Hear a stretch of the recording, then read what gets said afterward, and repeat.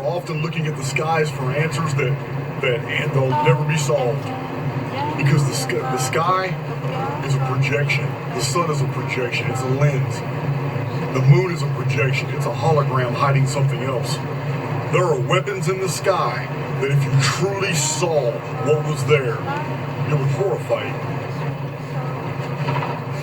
When the power source collapsed in 1566 and 1561 over Basel and Nuremberg, people saw in the sky exactly what was there, and it wasn't.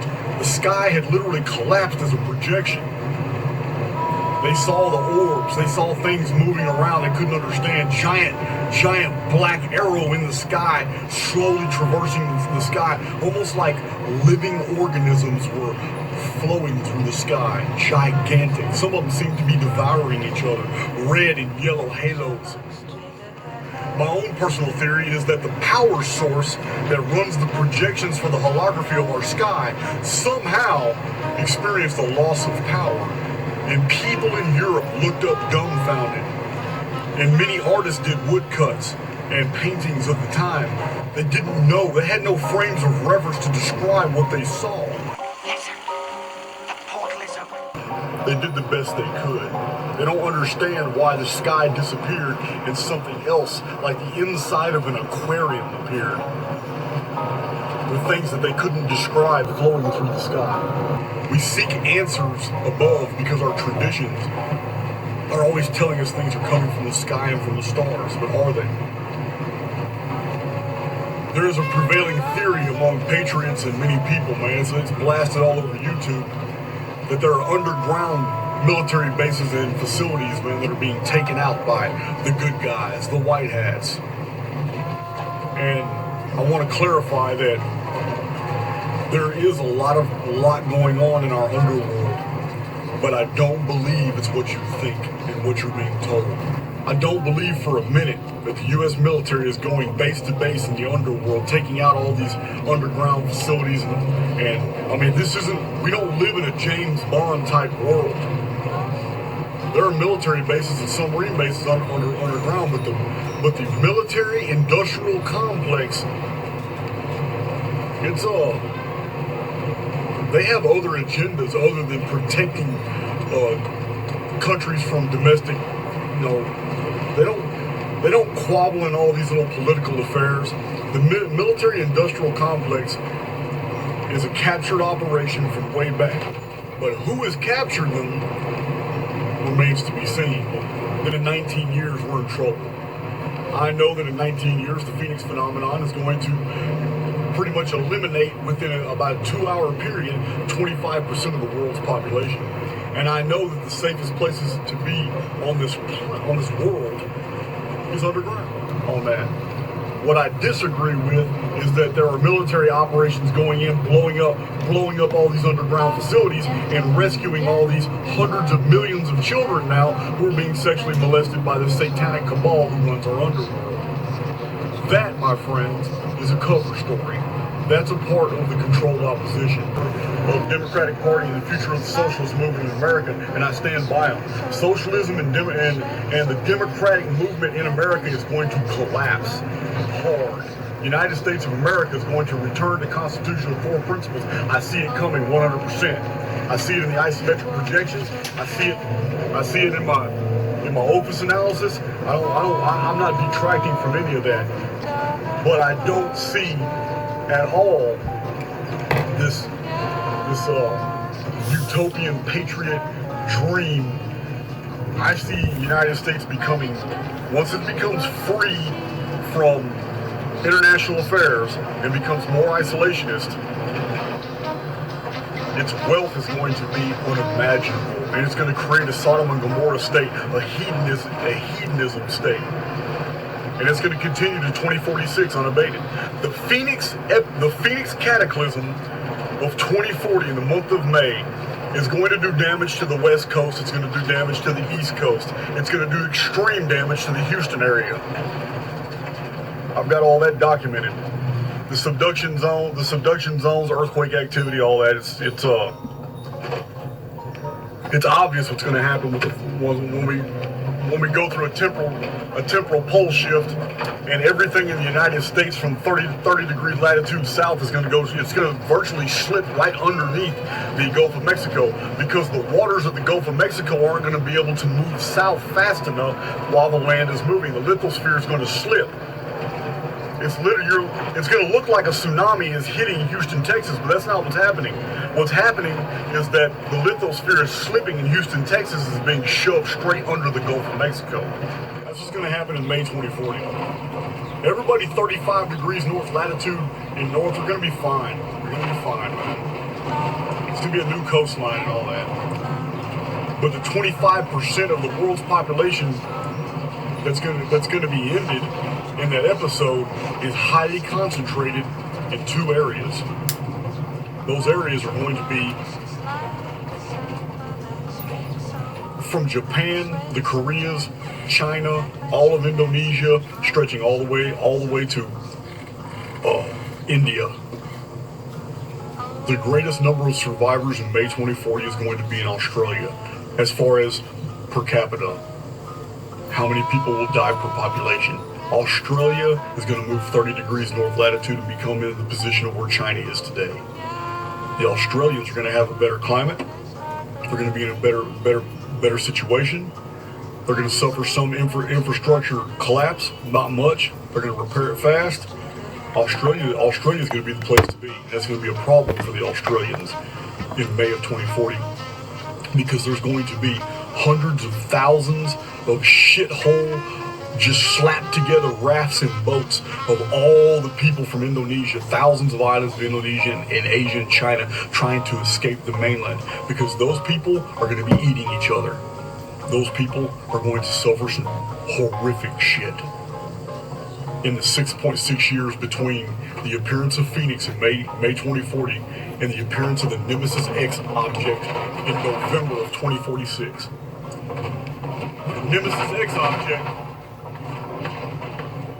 referred to as wormwood in the book of Revelation, which was copied from the Sibylline oracles, which was taken from the writings of Cerinthus, which was copied from the old Greek prophecies, borrowed by the Christians and put into the Revelation, is very accurate. What in the hell is going on underground? Well, I'm going to tell you what's going on underground.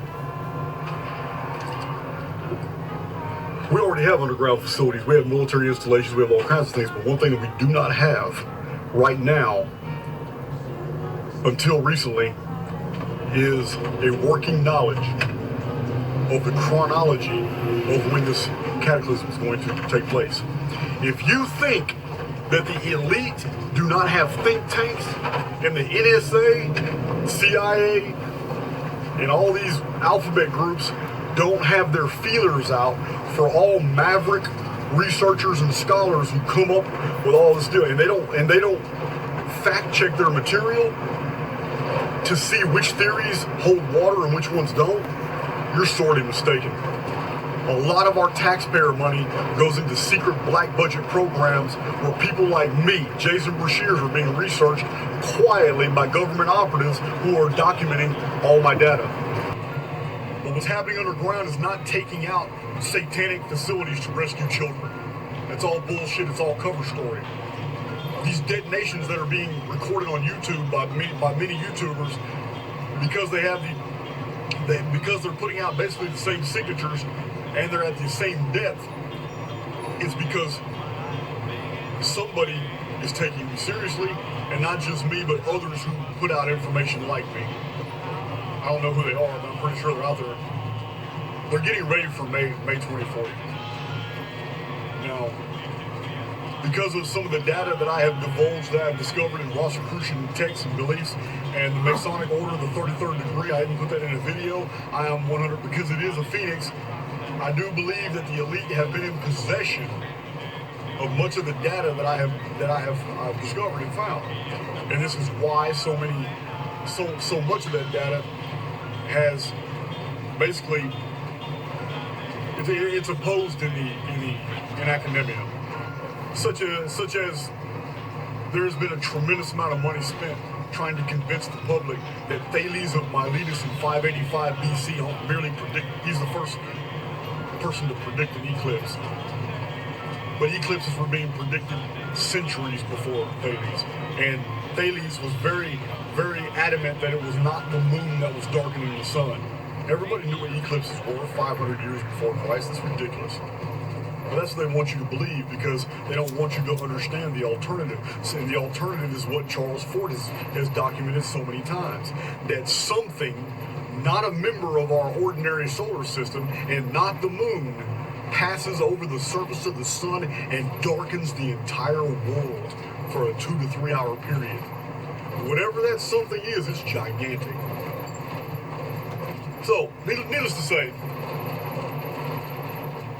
trolls come from the underworld, so do the elves. They come from Niflheim, land of the fallen ones. Our underworld is ancient.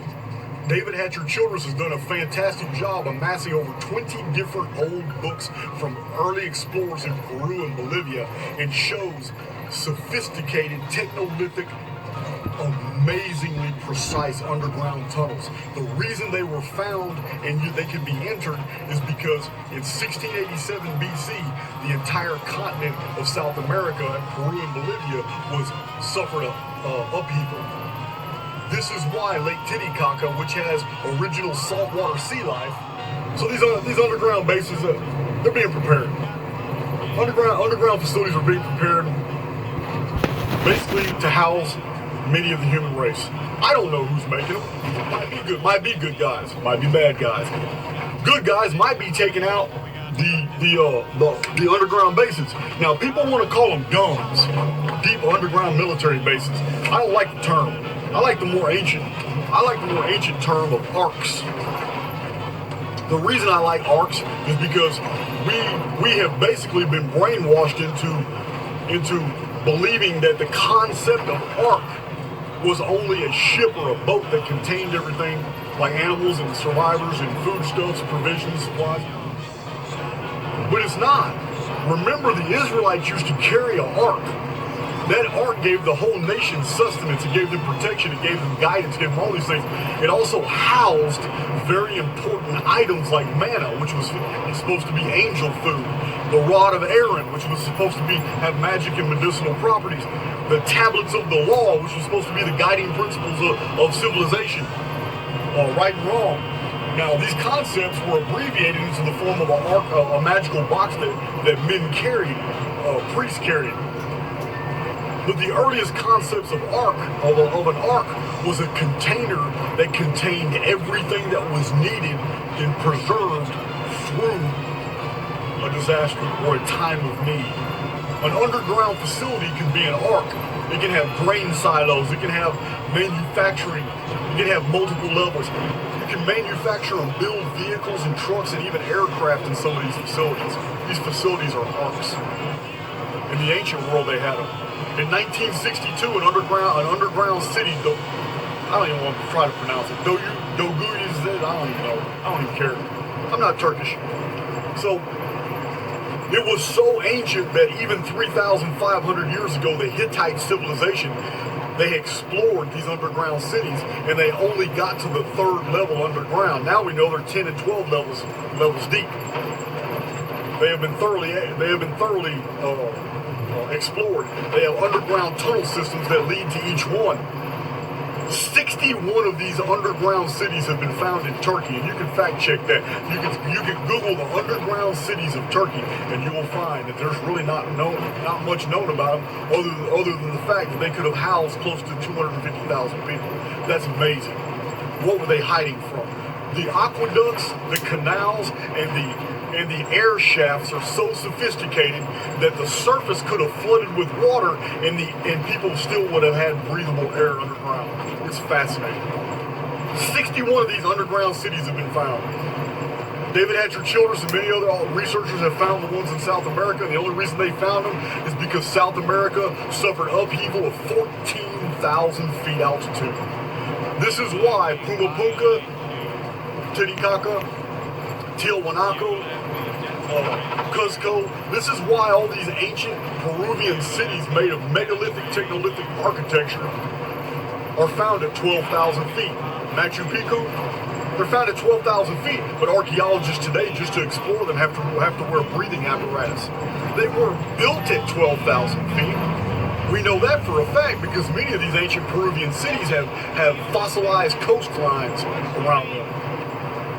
So I don't want to make this video too long, unnecessarily long, man, but all our traditions, our legends, our lore, they were giving us hints. They were telling us this is why fable is so important to remember. This is so the written records of antiquity that were taken down when explorers were copying the traditions and tales and myths and legends and lore and fables of indigenous peoples was